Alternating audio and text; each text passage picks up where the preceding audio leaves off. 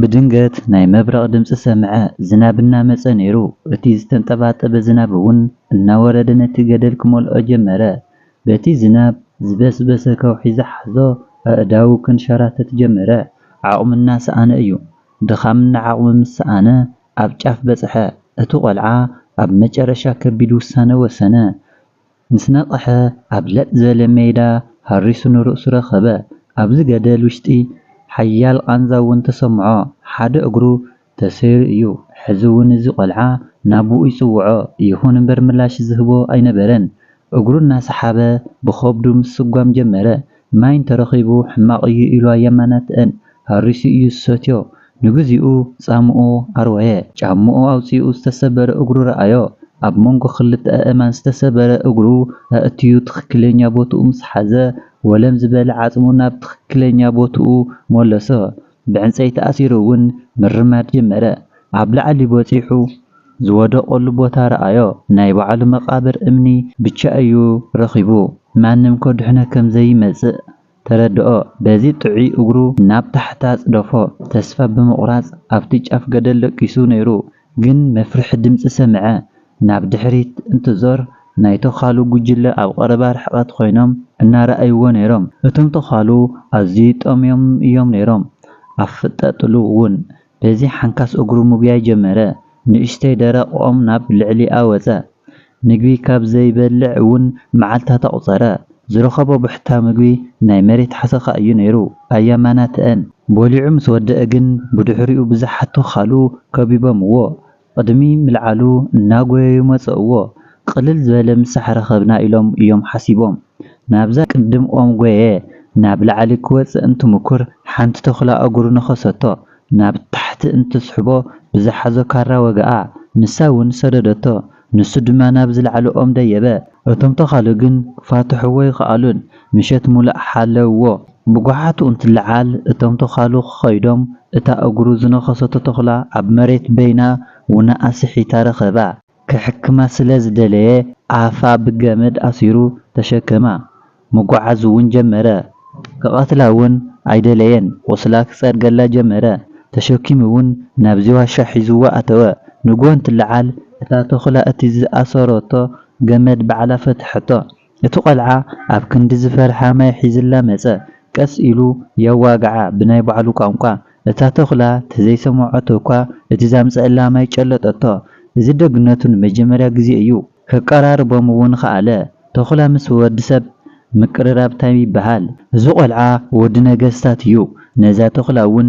ተሰናቢቱ ክኸይድ ደለየ ንሳ ግን ክዳኑ ሒዛ ክትሰዶ ይደለየትን ንክሕድጋ እውን ግዜ ወሰደሉ ካብ ባራ ድማ መኮረ ነገር ግን ክትከይድ ኣይደለየትን እቲ ቆልዓ ቦይኑ ምጓዓዝ ጀመረ ነገር ግን ንድሕሪት ምልስ ኢሉ እንተረኣየ እዛ ተኽላ ትኽተሎ እያ ዘላ ንድሕሪት እናዘረ ንኽትምለስ እንተፈራርሓ ንሳ ግን ክትምለስ ኣይከኣለትን ብድንገት ኣብ ቁሩብ ርሕቐት ሃደንቲ እንስሳ ይረኽብዎ ናብኡ እውን መጽዎ እቲ ቆልዓ እናፈርሐ እቲ ኩናት ሓዞ እታ ተኽላ እውን ክትትሕዞ ይከኣለትን ብለይቲ እውን ሓቢሮም ጉዕዞ ጀመሩ ናይቲ ቆልዓ ዓላማ ጎዝኡ ምእታው እኳ እንተነበረ ስለዝመሰዮ ሓዊ ኣቃጻጺሎም ኮፍ በሉ ናይዛ ተኽላ ስም ድማ ኣልፋ ኢሉ ሰየማ ካብዛ ሰዓት እዚኣ ጀሚሮም ብሓባር ምህዳን ጀሚሮም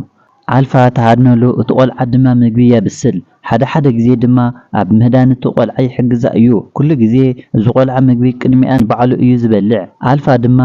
እናሃረፈት ትጽበዮ እያ ዘላ ለይቲ ካብ ኣራዊት ትሕልወ ነይራ ምስ ወገሐ ድማ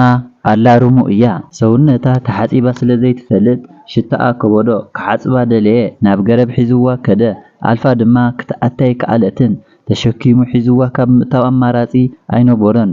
ምስተሓጸቡ ድማ ዓሳር ኣዩ ሓሪፍ ሃደን ተረኸበ ናይ ቦረዶ ወቕቲ ኣርከቦም ኣዝዩ ኣሸጋሪ ግዜ ነይሩ እታ ክራናትን ሜዳታትን ብቦረዶ ተሸፊኖም ንሰም ግን ምህዳና ያቋረጹን ነገር ግን ሓደ ምሸት ሓደ ተኽላ ይመጾም እቲ ቆልዓ ድማ ተደናጊጹ ጦሩ ያልዕሎ ኣልፋ ድማ ቀዲማ ከይዳ ምስቲ ተኽላ ምሕዝነት ፈጠረት ሕዚ ትቆልዓ ደስ ኢልዎ ኣልፋ ሕዚ እያ ትኽክለኛ መሓዛኣ ረኺባ ኣልፋ ተፈልያቶ ከይዳ በብሰዓቱ ድማ ብቸይነት ተሰምዖ ነገር ግን ሃደኑ ቀጸለ ኣብዚ በረዶ እናጎየ ናሃለየ ብድንገት ናብ በረዶ ውሽጢ ይጣሓለ